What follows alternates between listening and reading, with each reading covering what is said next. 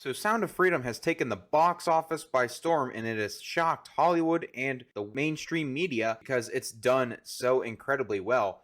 And any criticism towards this movie is not valid and should be clowned on. That doesn't stop the mainstream media from still trying to spin this movie. Human trafficking film Sound of Freedom trashed by liberal outlets as QAnon adjacent, and they're talking about how this is all a big conspiracy theory when this movie is about bringing awareness to child trafficking and that these events are actually happening, and yet they're still trying to spin it as a big giant conspiracy theory. It only gets worse from here. Here's a Bloomberg article written by Noah Berlatsky, and he is an absolute freak. We'll get to him later, but he wrote this article with the title QAnon and Sound of Freedom both rely on tired Hollywood tropes. Sex trafficking movies routinely skip over some very important questions, which gives the conspiratorial right room to run wild. Now, those who preach the loudest always have the most to hide, and we're about to find that out about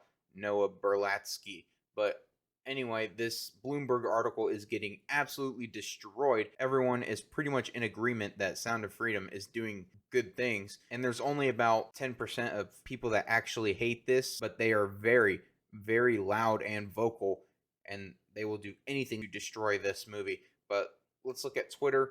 You can see here, this is getting absolutely roasted on Twitter. Only 179 likes, and it's got 2,500 comments. It's been ratioed to death, and the comments are absolutely crazy. But let's take a deeper look at Noah Berlatsky. This is the guy who wrote the Bloomberg article that tried to absolutely destroy Sound of Freedom, but it didn't work. And it turns out that this guy supports pedophilia. Child sex workers' biggest threat, the police. He wrote that headline, and this is what he typed on Twitter. Parents and tyrants. Parent is an oppressive class like rich people or white people.